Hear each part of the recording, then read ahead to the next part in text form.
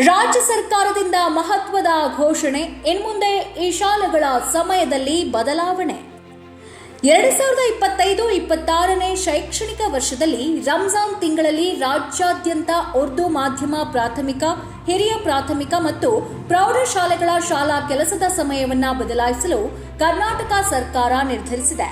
ಈ ನಿರ್ಧಾರವು ಎಲ್ಲ ಸರ್ಕಾರಿ, ಅನುದಾನಿತ ಮತ್ತು ಅನುದಾನ ರಹಿತ ಉರ್ದು ಮಾಧ್ಯಮ ಶಾಲೆಗಳಿಗೆ ಅನ್ವಯಿಸುತ್ತದೆ ಮತ್ತು ಅಸ್ತಿತ್ವದಲ್ಲಿರುವ ಆದೇಶಗಳ ಪರಿಶೀಲನೆ ಮತ್ತು ಬೆಂಗಳೂರಿನ ಕರ್ನಾಟಕ ರಾಜ್ಯ ಪ್ರಾಥಮಿಕ ಶಾಲಾ ಶಿಕ್ಷಣ ಸಂಘವು ಸಲ್ಲಿಸಿದಂತಹ ಪ್ರಾತಿನಿಧ್ಯವನ್ನ ಅನುಸರಿಸುತ್ತದೆ ಎಂದು ಸರ್ಕಾರ ಸುತ್ತೋಲೆಯಲ್ಲಿ ತಿಳಿಸಿದೆ.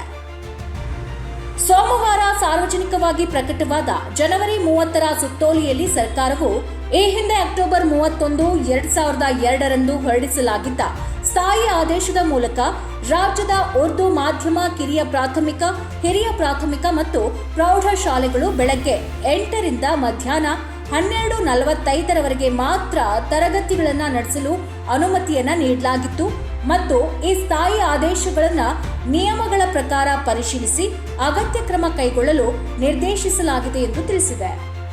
ಸರ್ಕಾರವು ತನ್ನ ಮಾರ್ಚ್ 8, 2023ರಂದು ಉಲ್ಲೇಖಿಸಿದ ಅದರ ಅಡಿಯಲ್ಲಿ ರಾಜ್ಯ ಪಠ್ಯಕ್ರಮವನ್ನು ಅನುಸರಿಸುವ ಶಾಲೆಗಳಿಗೆ 2023-24ರ ಶೈಕ್ಷಣಿಕ ವರ್ಷಕ್ಕೆ ಚಟುವಟಿಕೆ ಕ್ರಿಯಾ ಯೋಜನೆಯನ್ನ ಜಾರಿಗೆ ತರಲಾಯಿತು.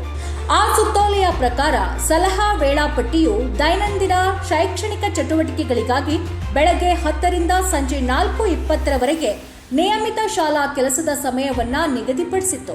ಆದಾಗ್ಯೂ ರಂಜಾನ್ ಆಚರಣೆ ಮತ್ತು ಉರ್ದು ಮಾಧ್ಯಮ ಸಂಸ್ಥೆಗಳಿಗೆ ದೀರ್ಘಕಾಲದ ವಿಶೇಷ ನಿಬಂಧನೆಗಳನ್ನು ಗಣನೆಗೆ ತೆಗೆದುಕೊಂಡು ಸಂಘದ ಅಧ್ಯಕ್ಷರು ಜನವರಿ 17, 2026ರಂದು ಸಲ್ಲಿಸಿದ್ದ ಪ್ರಾತಿನಿಧ್ಯದ ನಂತರವೂ ಸರ್ಕಾರ ಈ ವಿಷಯವನ್ನು ಹೊಸದಾಗಿ ಪರಿಶೀಲಿಸಿತು.